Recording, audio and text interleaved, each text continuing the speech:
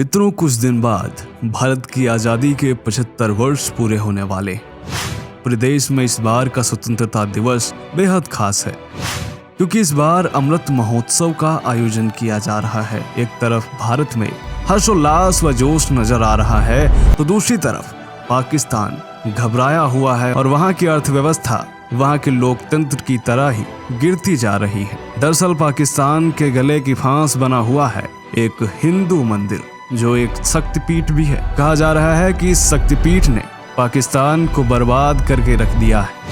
इसीलिए पूरी दुनिया में एक तरफ जहां भारत का सम्मान बढ़ता जा रहा है, वहीं पाकिस्तान की हालत दिन पर दिन खराब होती चली जा रही है।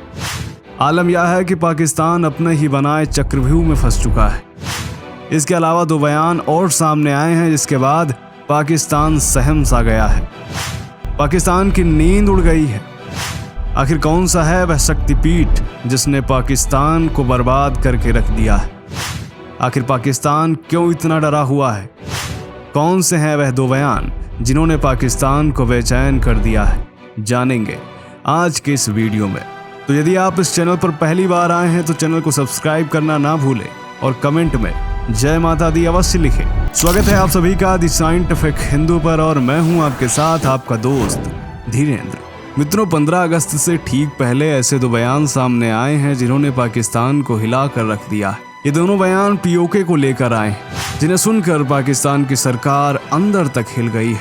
पाकिस्तानी मीडिया में इन दोनों बयानों को लेकर काफी हलचल मची हुई है। पहला बयान कारगिल विजय दिवस के मौके पर जम्मू कश्मीर में रक्षा मंत्री राजनाथ सिंह ने दिया। उन्होंने कहा कि पीओके भारत का हिस्सा था, है और रहेगा। हम यह कभी भूल नहीं सकते। आखिर यह कैसे हो सकता है कि शिव स्वरूप बाबा अमरनाथ हमारे यहाँ हों और शक्ति स्वरूपा मां शारदा सरहद के उस पार हों? पाक ऑक्युपाइड जम्मू कश्मीर यह भारत का हिस्सा था, है और रहेगा। हम इसको मानते रहेंगे बहनों भाइयों, हम कभी भूलेंगे नहीं। ये कैसे हो सकता है?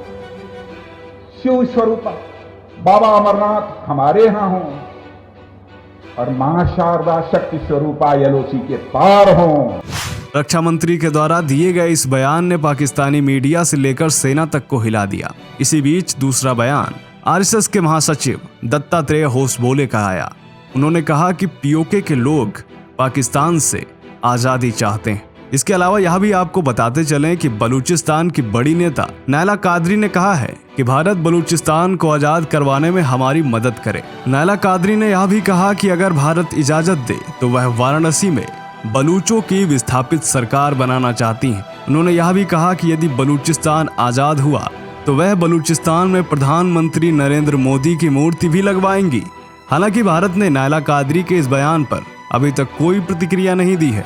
फिर भी पाकिस्तान डरा हुआ है और वह संयुक्त राष्ट्र का रोना रो रहा है। आप इस बात का अंदाजा यहाँ से लगा सकते हैं कि तीनों बयानों को लेकर पाकिस्तान ने हड़बड़ाहट में एक आधिकारिक बयान जारी कर दिया। पाकिस्तानी विदेश मंत्रालय ने रक्षा मंत्री के बयान को अनुचित बताया।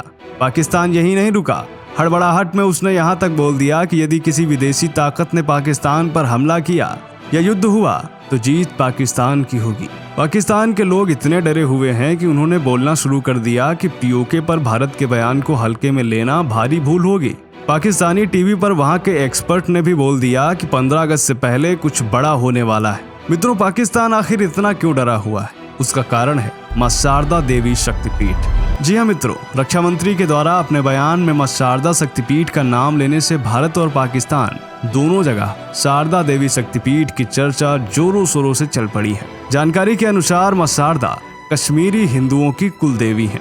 कश्मीरी धर्म ग्रंथ में एक श्लोक है, नमस्ते शारदा देवी कश्मीर पुरवासिनी तम अहम प्रथमे नित्यम विद्या धनम च देहि में। अर्थात कश्मीर की निर्वासिनी शारदा देवी आपको प्रणाम है, मैं आपकी नित्य वंदना करता हूँ, आप हमें ज्ञान का धन दो। मित्रों, यह प्रार्थना कश्मीरी हिंदुओं की रोज की पूजा का हिस्सा है।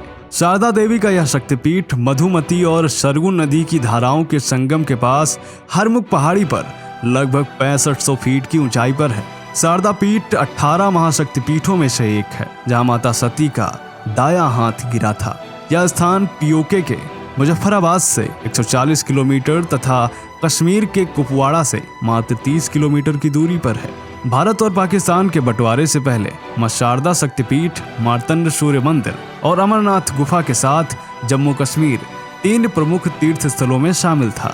शारदा पीठ के निर्माण को लेकर इतिहासकारों की भिन्न राय है। जैसे कुछ इतिहासकार मानते हैं कि शारदा पीठ 5000 साल से मौजूद है, तो कुछ इतिहासकार कहते हैं कि इसका निर्माण 273 ईसा पूर्व सम्राट अशोक के समय में हुआ। शारदा मंदिर पर स्टडी करने वाले फैजुर रहमान का कहना है कि शारदा पीठ का निर्माण कश्मीर पर शासन करने वाले ताकतवर हिंदू शासक ललितादित्य मुक्तिपीड ने करवाया था। और केवल शारदा पीठ ही नहीं, मार्तंड सूर्य मंदिर भी महाराज ललितादित्य ने बनवाया था।